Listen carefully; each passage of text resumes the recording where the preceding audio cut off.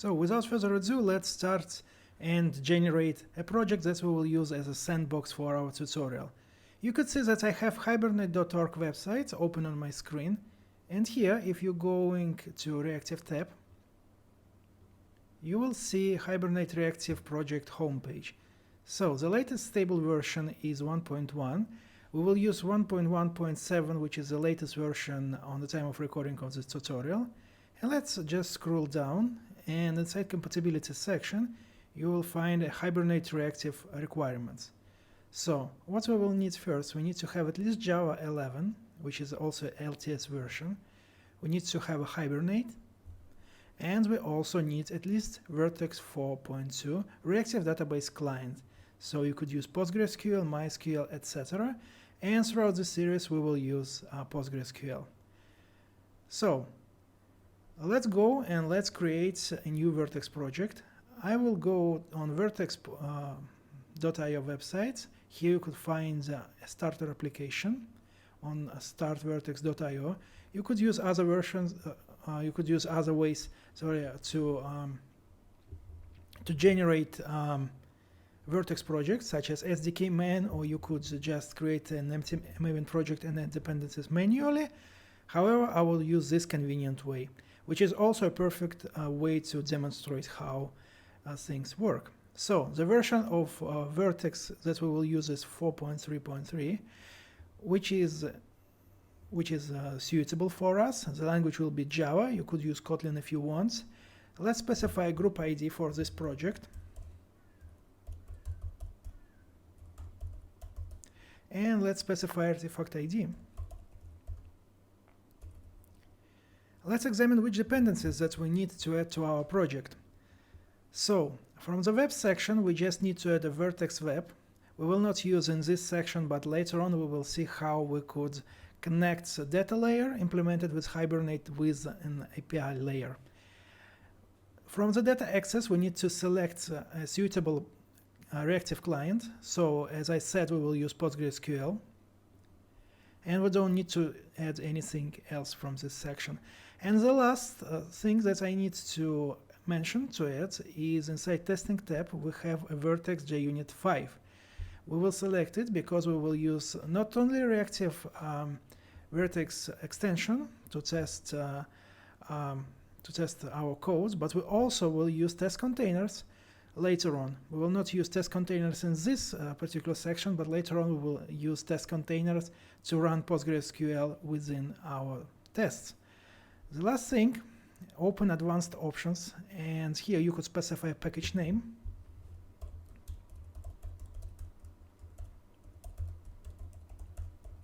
And also pay attention that you select a JDK version, at least JDK 11, which is required for Hibernate projects. I will use JDK 17 in this tutorial, and let's press on generate project. So let's unpack this this project in a suitable location that we will use for this project, and then open your favorite IDE. I will use IntelliJ IDEA and open this project. So go to Hibernate demo, and the project is opened. So let's examine what we have in pod.xml. So we have a web dependency, we have a Postgres client, and we also have this list of test dependencies. But we also need to add Hibernate Reactive dependencies. So let's go back to Firefox or your favorite browser, and let's go to mvnrepository.com, and here let's search for Hibernate Reactive. So we need to select this Hibernate Reactive core dependency. As I said, we use 1.1.7 final version, which is the latest on time of recording. And let's go back and let's add this dependency. Don't forget to sync dependencies, and our project is up and running. So this is all that we need to do in order to configure project, but I would like you to add an extra step and to create a local PostgreSQL database. So throughout this series, we will use test containers in order to run PostgreSQL with our tests. But in this particular section, I would like you to use a local database because I would like you to see how actually Hibernate will work. So let's open a command line tool, command line interface, and let's open a PostgreSQL command line tool. And pay attention that you also need to have a PostgreSQL server running. So if you don't have it, you need to run it. For example, on Mac you could do it brew services, start PostgreSQL, and let's open PSQL. And what I'd like to do here, I would like to create a new database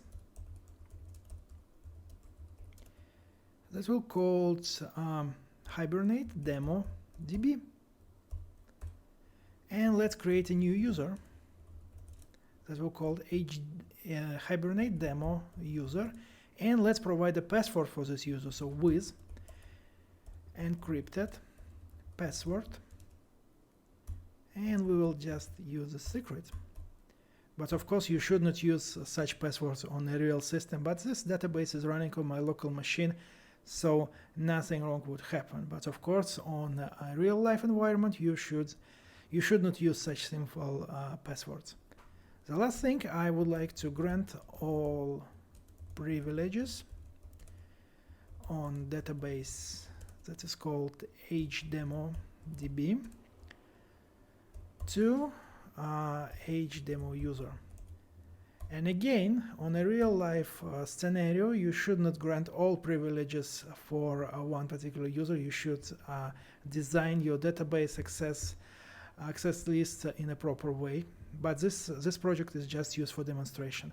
And let's quit PostgreSQL command line tool. So the last thing that I would like to do in this section is to go to Table Plus, which is PostgreSQL graphic tool that I use. And if you are on Mac, you are welcome to use it. If you are on legacy system, you could use HiDSQL. There are also other free choices like dbeaver, which works on Mac, Linux, and legacy systems. I use Table Plus here, which is very convenient. So let's create a new connection to the PostgreSQL database and call it Hibernate Demo DB. So the host would be localhost, the default port 5432. The username is HDemo user and the password is secret. And the database name is HDemoDB. So let's test connection. And here we have an error, so now the name is correct. Let's again test it. So now we have the database. Let's connect it and open it inside the Table Plus tool. So you could see that we don't have any tables yet. Later on we will see how we could actually use Hibernate to create table schema for us. So before we will start writing any Java code, let's briefly go back to Hibernate Reactive homepage and let's scroll down to the Getting Started section. From here you could access Hibernate Reactive documentation. And here I would like to mention several theoretical concepts that are very important. Maybe they are quite dull, and if you know them, feel free to skip this section. But I think these essentials are very important to understand, especially when we start to write a Hibernate code.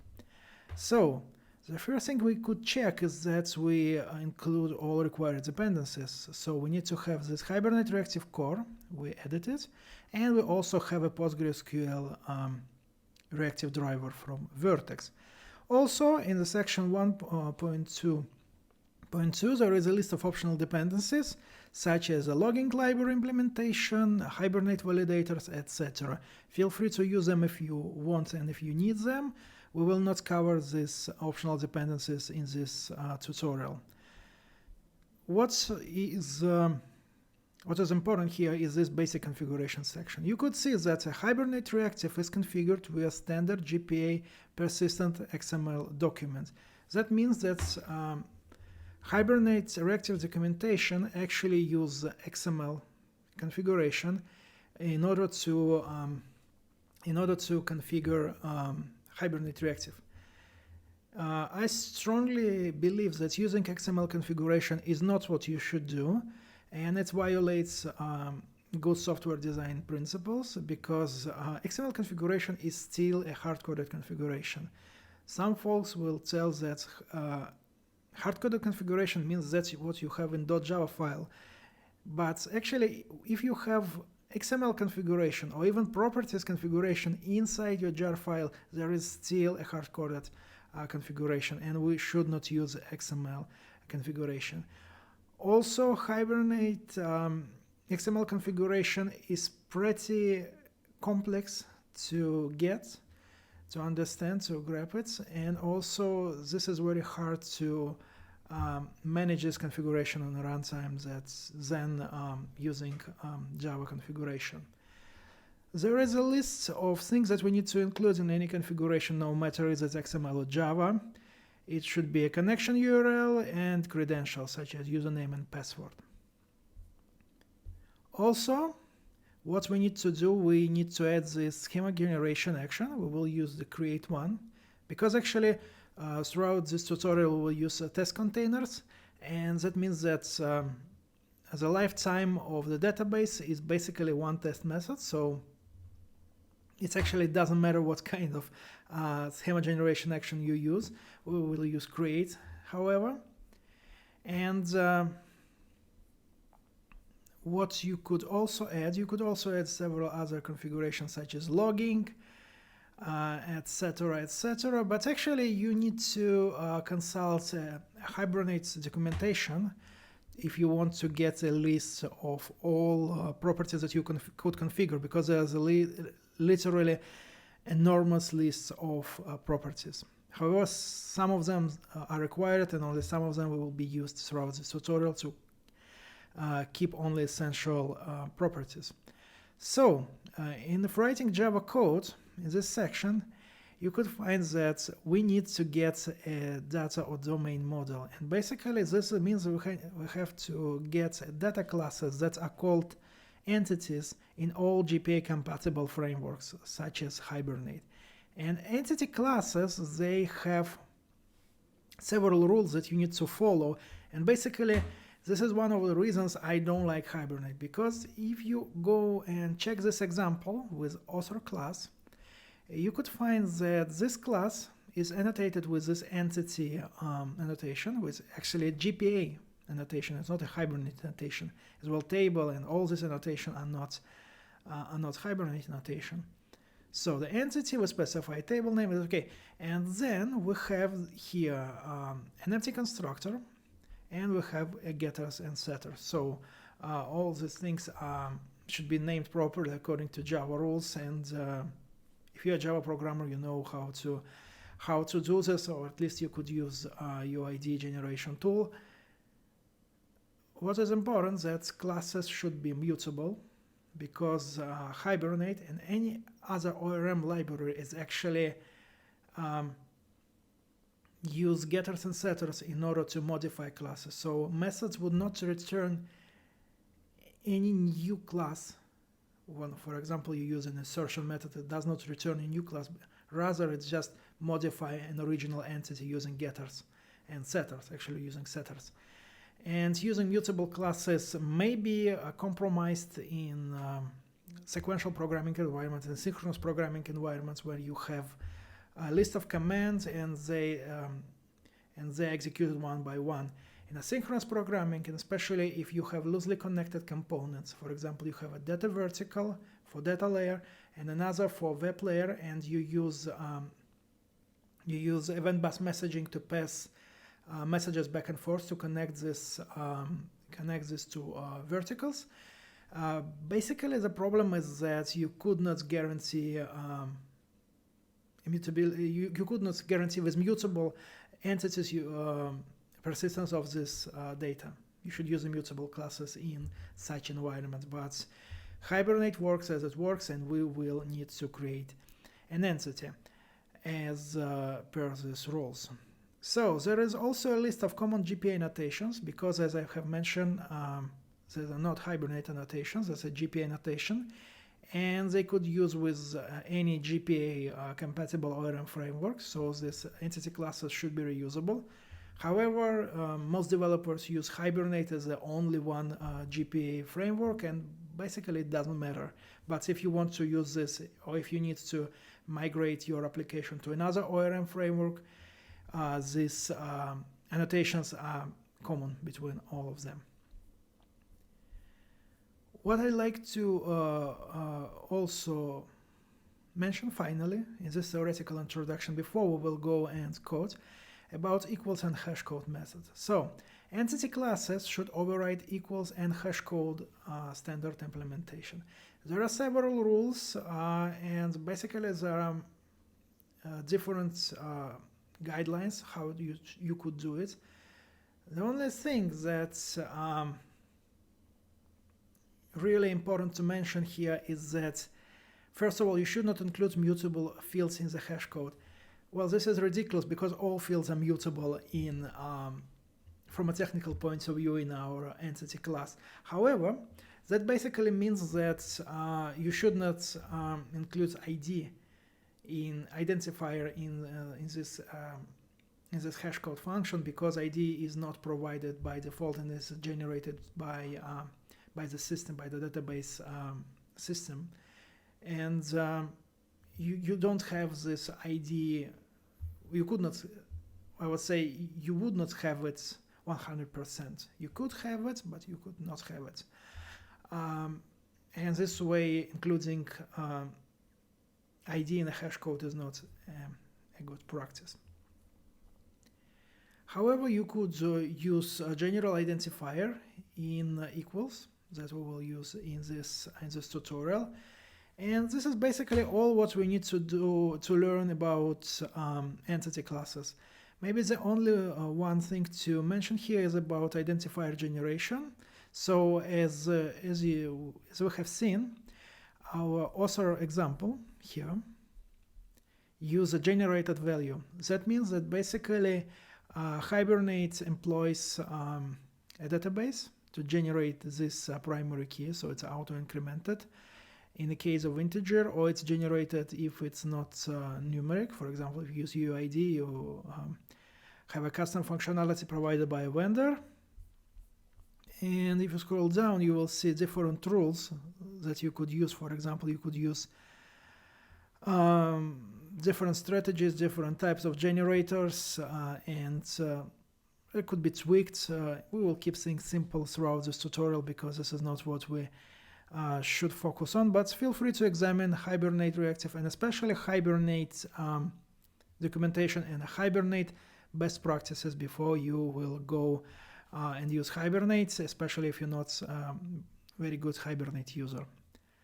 So let's go back to our IntelliJ IDEA, and here let's create two new packages. The first one would be a package called model, and this will be a package where we will allocate entities.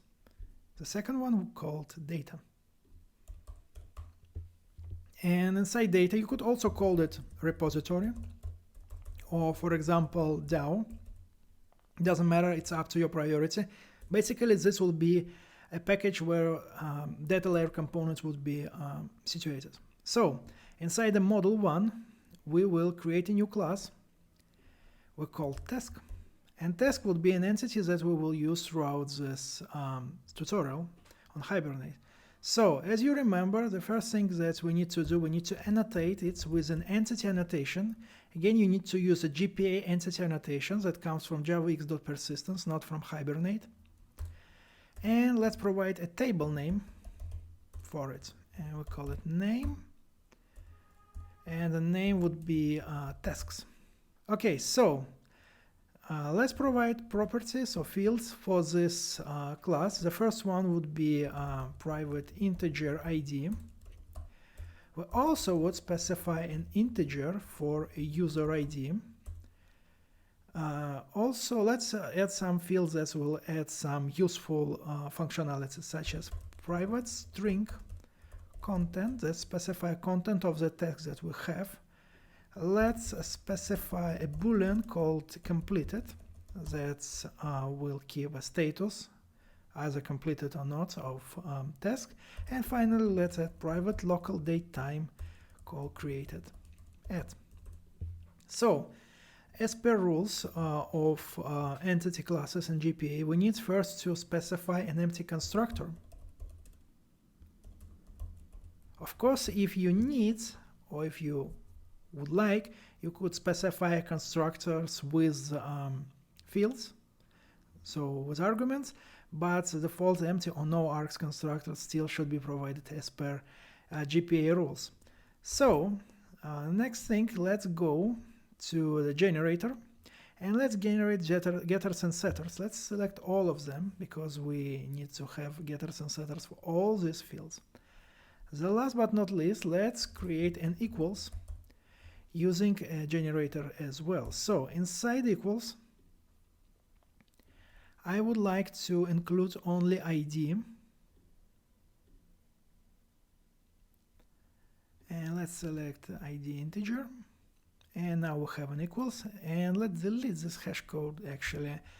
And let's create a hash code implementation separately.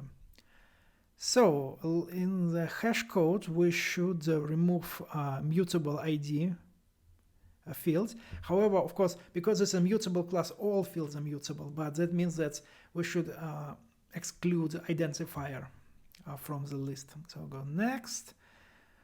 Let's select all these fields. So let's open create, and now we have a hash code implementation. So we have a hash code and we have equals.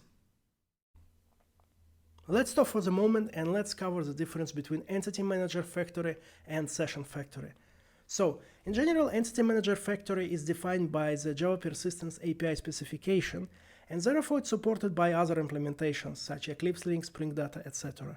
It makes sense to using EntityManagerFactory in the context of Spring development because you should be able to change a particular GPA implementation without affecting your application code.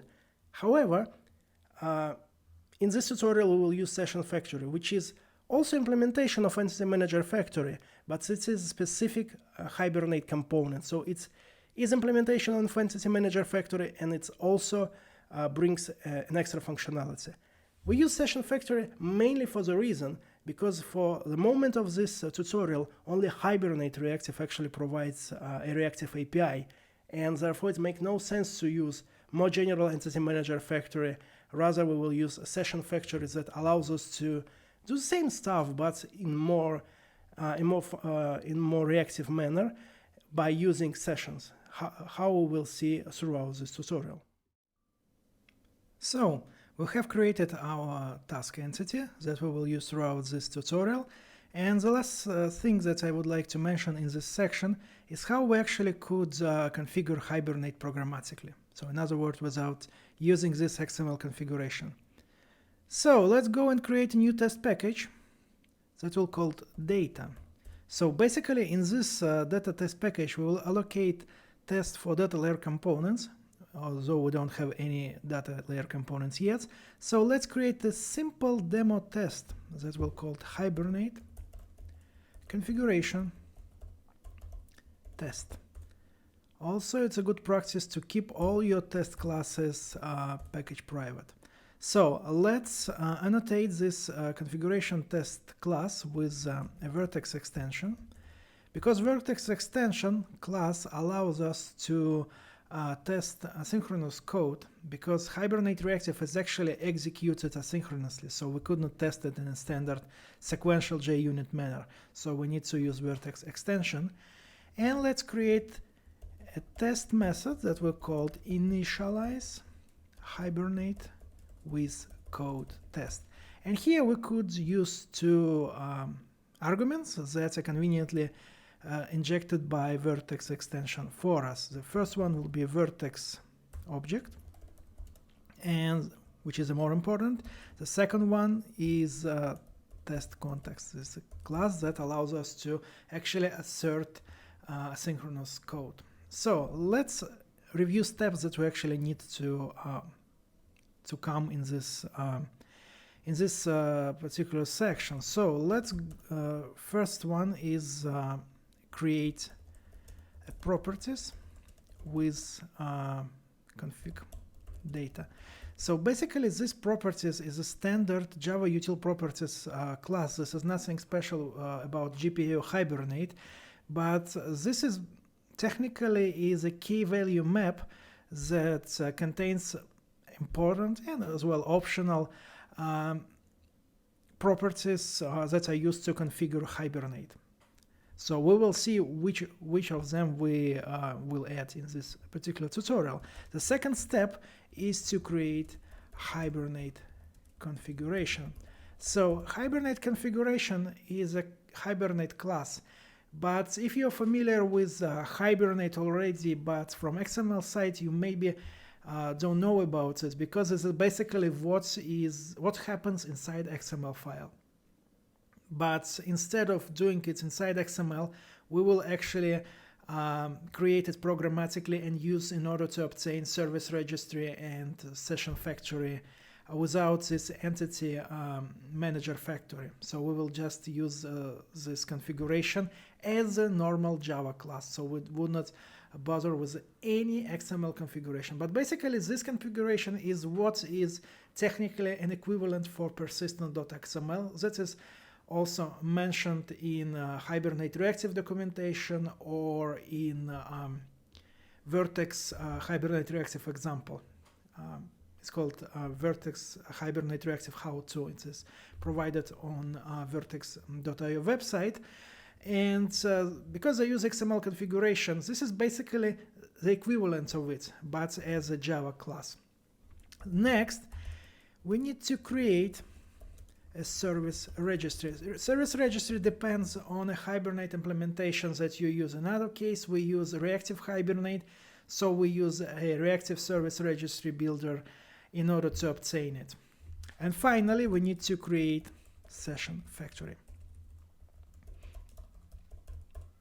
By far, SessionFactory is the most important here step, because SessionFactory is used as a component that provides us access to Hibernate sessions.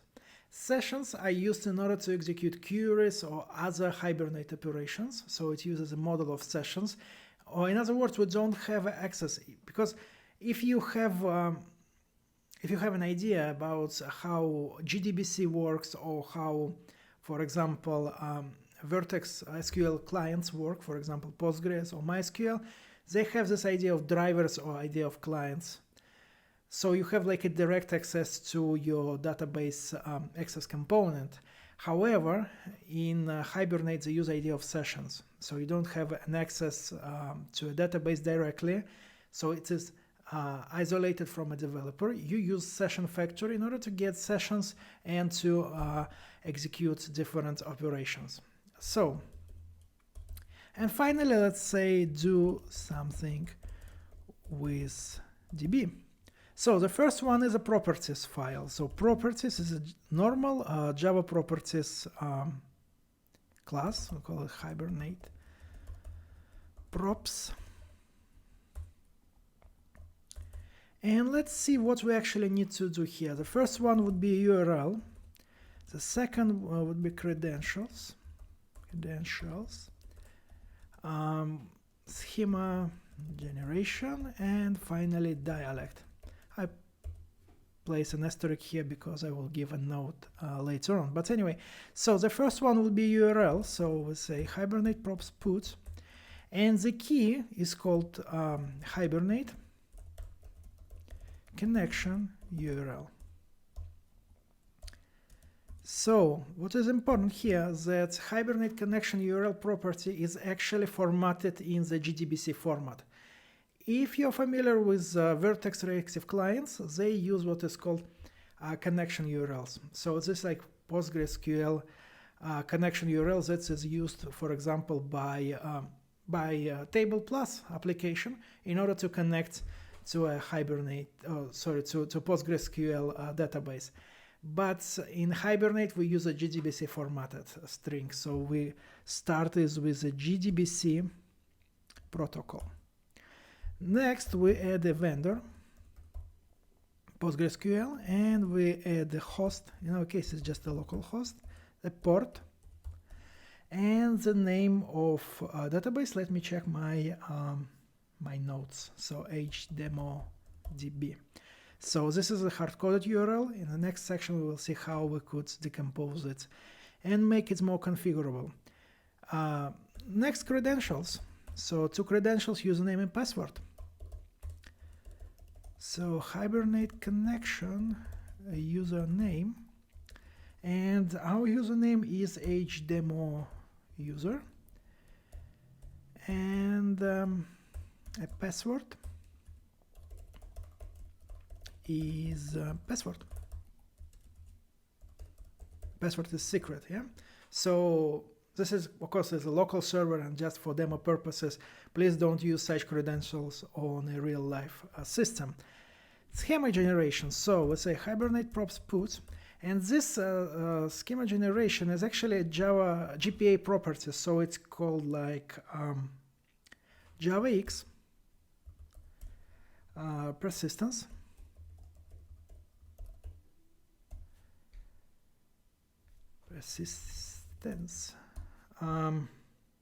Schema generation database action. In our case, it is a create. So feel free to examine options that you use on your environment, because as I mentioned in this particular tutorial, we will use test containers, and it actually doesn't matter the particular schema generation method, because test containers allows us to really stick a life cycle of a database to a particular test method. So it doesn't matter, actually, it's not persisted between sessions, but on a real life system, you need to use a different schema generation type. So dialect. So say Hibernate props and put, and the dialect is called Hibernate dialect. So why I put an asterisk here? So inside our connection URL, we have this PostgreSQL vendor, and technically Hibernate is smart enough in order to distinguish that we actually use PostgreSQL dialect. However, especially in case of PostgreSQL, there are different dialects, and it is a good practice to, it's optional, however, it's a good practice to explicitly tell Hibernate which dialect to use, because they provide different functionality that you may need or may not need. So in our case, the dialect is called orc Hibernate dialect PostgreSQL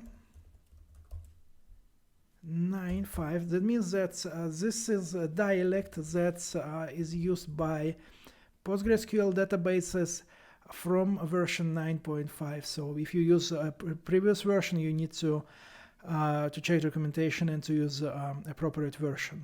In our case, we will use PostgreSQL 9.5 dialect. So we have these properties. Now we could create a configuration.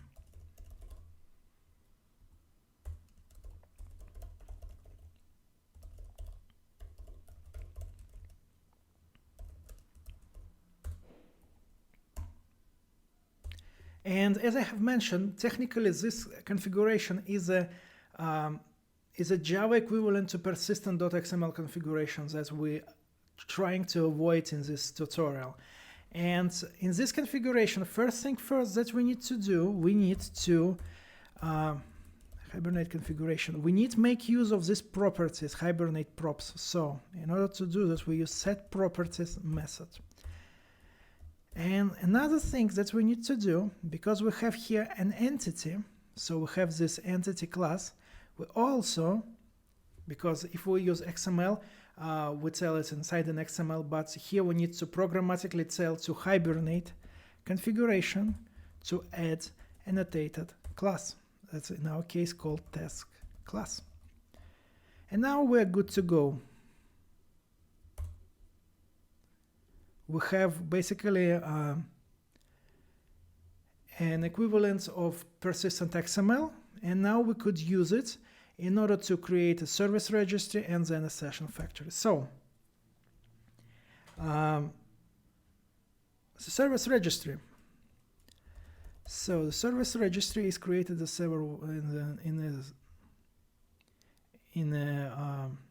this way. So service registry, we call service registry, and in order to create it, we use a new reactive service registry builder component that use apply settings. And apply settings is basically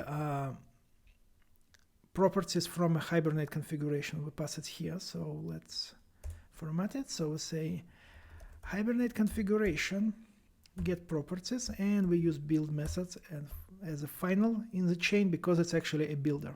And now we have a service registry. So now what we could do, the last stage, is to create a stage SessionFactory method, because here we use a stage SessionFactory because we want to have its created completion stage types that comes from standard Java. If you use Mutiny, you need to it's called mutiny.SessionFactory, so you need to use a coding version, but actually idea is the same. So we say SessionFactory, and what we do here, we do configuration, build SessionFactory, and here in this method we use the service registry, and finally we say unwrap. So in order to cast it to stage.SessionFactory.class. And basically now we have this SessionFactory that we can make use of in order to handle any database operation with Hibernate we want. So let's just create a new task, call it a new task, and let's do some mock data here. So I say task set content, say hello, this is new task. Task set completed false, task set user ID to 1, and task set created at to local date time. Now we have this task, and let's insert it inside our database and see how it would work. So let's briefly go back to our table plus application updated. You see, we don't have any tables now, we just have a clean database without any data. And what we should have by running this test, we should have a table and an entity inserted in this table. So this is what Hibernate will do for us. It will do this data management for us. So let's create a new completion stage class and result of void, and we called it insertion result, and we say SessionFactory with transaction, and this is a lambda function that takes two arguments, session and a transaction. And what we do here, actually we could remove curly braces, we use session persist, and we put a task here. Let's format it, and let's hide this tree in order to demonstrate things. Or we could do it like this, SessionFactory. Okay, so the problem actually with Hibernate and with ORM frameworks that we will also explore in the next sections, but the idea is this insertion method that's called persist. It's basically a method that save or update an entity in the database. It returns void. The problem here is that this method does not create, as it's supposed to, does not create a new entity it used this task, but it just modified its ID value. Yes, so we could check it by just by outputting this. So say standard outputs, let's say task ID before insertion is, and it should be null. So we'll say here task get ID. So this should be a null actually. And after we will do insertion, this task, this is the same one, the same entity should have an ID of 1 or any other if we have more entities. So basically it should not be null. So let's say future void. And what we want to do here, we want like to use Vertex Futures API in order to convert this completion stage into a future. So we'll say future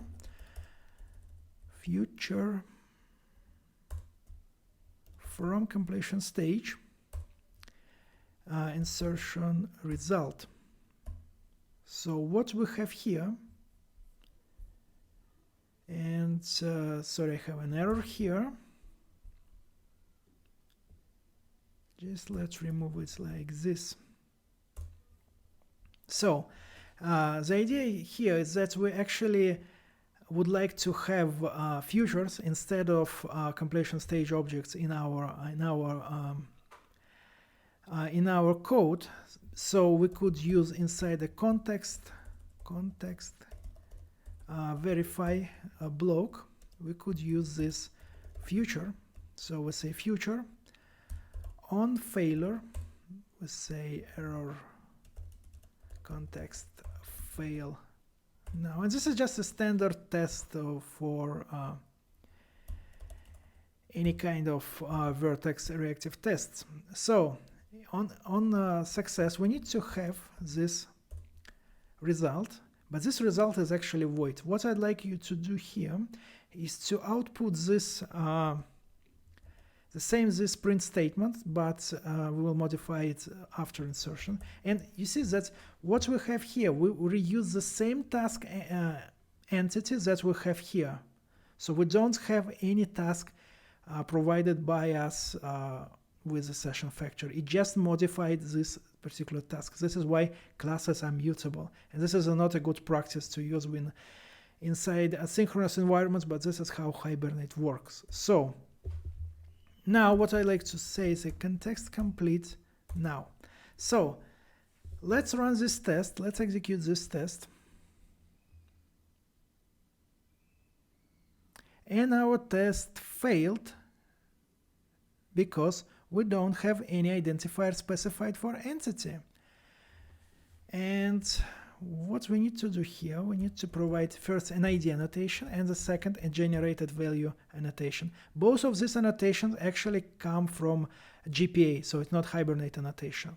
So now we fixed an error, and let's run this test again and see how it's actually works. So let's scroll down in the output terminal, and you see that the task ID before insertion is null and the task ID after insertion is equal to 1. So basically what Hibernate does, it reuses this task entity, it just modifies it, but the object is the same. We just assign a new identifier value to it. So again, objects are mutable, and this is not a good practice. But what I'd like you to do, I would like you to open your database tool and let's update it. And you see that now we have a new table that's called tasks. Let's go and see it. And here we have actually created a new data table which called tasks, with all fields that were specified inside an entity object. So we have this ID, we have completed, content, created it, and user ID. So this is basically what ORM frameworks do for us. They do this structural management, so we don't need to bother with creation of tables, and especially to handle migrations if we modify structure of a database. So this is basically how we could configure a database access for Hibernate programmatically without XML. So this is a list of steps that we actually need to perform. So in next sections we will actually implement a simple CRUD repository that will do more useful operations with tasks, and we will see how we could work with different queries and components in Hibernate.